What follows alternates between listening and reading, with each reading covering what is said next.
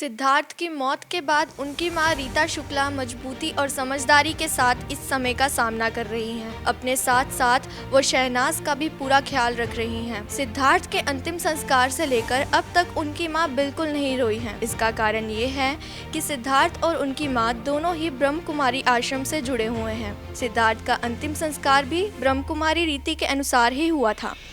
इसमें शव को फूलों से सजाया जाता है और आंसू नहीं बहाए जाते, ये मानकर कि शरीर तो नश्वर है पर आत्मा अमर है। इसलिए सिड की मां उनकी आखिरी यात्रा के वक्त भी नहीं रोई थी। ब्रह्म कुमारी आश्रम से जुड़ी शिवानी दीदी ने सिद्धार्थ की मौत के बाद उनकी मां रीता से बात की थी। उस दिन भी उन्होंने पूरी हिम्मत के साथ इस मुश्किल वक्त का सामना किया था। सुनिए उस दिन क्या क्या बोली थी सिद्धार्थ की मां।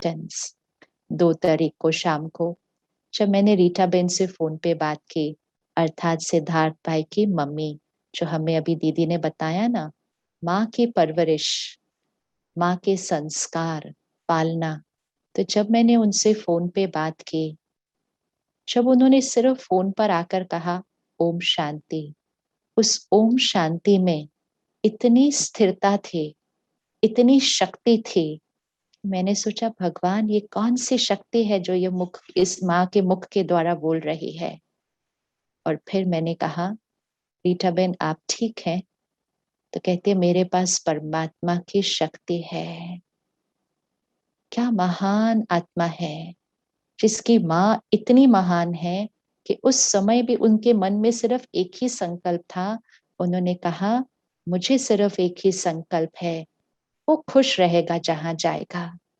मुझे पता है, इतनी इतनी क्लैरिटी थी उनके अंदर, उनकी थिंकिंग के अंदर। उस दिन कहते अमृत वेले सदगुरुवार गया है, ये तो भगवान का कोई बहुत विशेष सिग्नल है। मुझे पता है कि वो हमेशा खुश रहेगा और हमेशा सबको खुशी देगा। मैं रोके उसको दुख नहीं भेजूंगी, ये उनका संकल्प था। मैं उनको दुख नहीं भेजूंगी, मुझे उनको यहाँ से सिर्फ दुआएं दुआएं भेजनी है। तो हम सबके लिए लर्निंग है। जब उनकी मम्मी ये कह सकती है कि मैं उनको सिर्फ दुआएं भेजूंगी, दुख नहीं भेजूंगी, तो हम में से किसी को कोई हक नहीं है, कोई हक नहीं है दर्द और दुख भेजने का।